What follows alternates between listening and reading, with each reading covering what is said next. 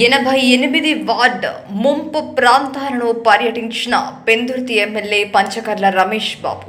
పెందుర్తి నియోజకవర్గంలో వర్షాలు పడితే రహదారులు నీటితో మునిగి ఇబ్బంది పడుతున్న పరిసర గ్రామాల ప్రధాన రహదారి కొత్తపాలెం చర్చి వద్ద స్థానిక పెందుర్తి ఎమ్మెల్యే పంచకర్ల రమేష్ బాబు పర్యటించి అధికారులకు పలు సూచనలు ఇవ్వడం జరిగింది. మీడియాతో మాట్లాడుతూ కొంతకాలంగా ఈ ప్రదేశం తక్కువ టైంలో డెవలప్ అవ్వడం, డ్రైనేజీ ఫ్రీగా ఫ్లో అవ్వకపోవడం, గెడ్డలను కొంతమంది రియల్టర్లు ఆక్రమించడం వలన ఈ ప్రాంతం చిన్నపాటి వర్షానికి కూడా రహదారి మునిగి ప్రజలకు ఇబ్బందికి గురవుతుందని, ఈ విషయం స్థానిక నాయకులు నాకు తెలియజేయగా ఈరోజు అధికారులతో పర్యటన రావడం జరిగిందని, ఆక్రమణ చేసిన ఎంతటి వారనైనా వదిలేది లేదని, వాటర్ ఫ్రీగా ఫ్లో అవ్వడం కోసం ల్యాండ్ ఎక్విజిషన్లో భాగంగా జిరాయితీ ల్యాండ్ ఉన్న ప్రజలతో కూడా మాట్లాడి వారికి గవర్నమెంట్తో ఒక మంచి ప్యాకేజీ ఇచ్చేలాగా కృషి చేస్తానని, అదేవిధంగా నా సహచర విశాఖ పశ్చిమ ఎమ్మెల్యే గణబాబుతో కలిసి మరొకసారి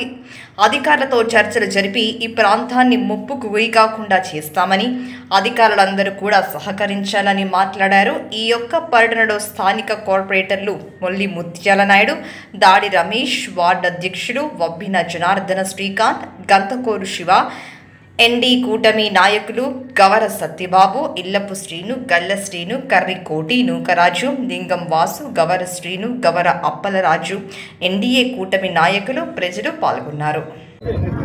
మొన్న కురిసిన భారీ వర్షాలకి చాలా ప్రాంతాలు రోడ్ల మీదకి కానీ ఇళ్లలోకి కానీ మరి ముఖ్యంగా ఈ ప్రాంతంలో నీరు చేరటం,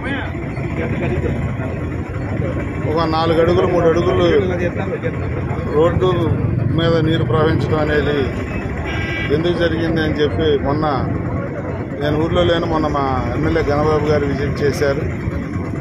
ఈరోజు అసలు ఎందుకు అలా జరుగుతుందని చూస్తే ఫ్రీ ఫ్లోయింగ్ డ్రైనేజీ లేకపోవటం కానీ, కొంత కలవర్టు జరాయితీ అని అందరూ చెప్తున్నప్పటికీ కూడా నాకు ప్రతి వారికి నాకున్న లిటిల్ అవగాహన ఏంటి అంటే, ఎక్కడా కూడా కల్వర్టు పక్కన ఫ్రీ ఫ్లోయింగ్ ఉండటం కోసం జరాయితీ ఉండదు.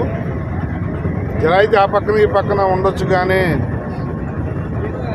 మొత్తం జరాయితీ అని నేనైతే అనుకోవట్లేదు. ఒకవేళ జరాయితీ అయినా కొంతవరకు మేఘాద్రి గడ్డకి కానీ, కొంతవరకు ఇది ఎయిర్పోర్ట్ వైపు రైల్వే ట్రాక్ పక్కకు కానీ డ్రైన్ అనేది ఏర్పాటు చేసుకోవాలంటే జరాయితీ అయినా మంచి ప్యాకేజీ ఇచ్చి ల్యాండ్ ఎక్విజిషన్ చేస్తాం. మా అధికారులు కూడా అదే చెప్తా ఉన్నాం.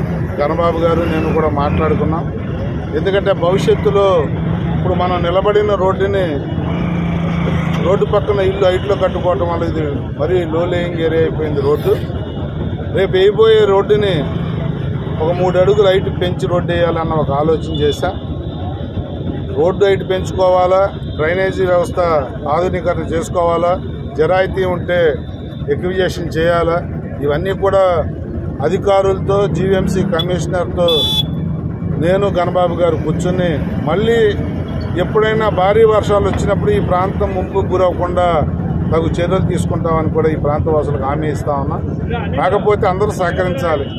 ఇల్లు కట్టుకుని రోడ్డు వరకు ర్యాంప్ వేసుకోవటం, రోడ్డును ఆక్రమించటం, ఫ్రీ ఫ్లోయింగ్ వెళ్ళే వాటర్ని మూసేసి ఆక్రమించుకోవటం అనేవి తగ్గాల. ప్రజలకు కూడా చైతన్యం కావాలి. నా పక్కవాడు చేశాడు, లేకపోతే నాకు కావాల్సిన వాడు చేశాడు, నా పార్టీ వాడు చేశాడు అనే ఇలాంటి ఆలోచనలు మాని ప్రభుత్వానికి ప్రజలకు కూడా సహకరిస్తే అధికారులు కూడా వారి పని వాళ్ళు చేసుకెళ్తారు. దయచేసి ప్రజల్లో కూడా చైతన్యం రావాలని చెప్పి కోరుకుంటూ, తప్పకుండా భవిష్యత్తులో ఈ ప్రాంతంలో మళ్ళీ ఇలాంటి కార్యక్రమాలు ముంపు గురే కార్యక్రమాలు జరగకుండా చర్యలు తీసుకుంటామని మాత్రం ఆక్రమణలు డెఫినెట్ ఏదైతే ఆక్రమణలు ఉన్నాయో వాటన్నిటి మీద చర్యలు ఉంటాయి.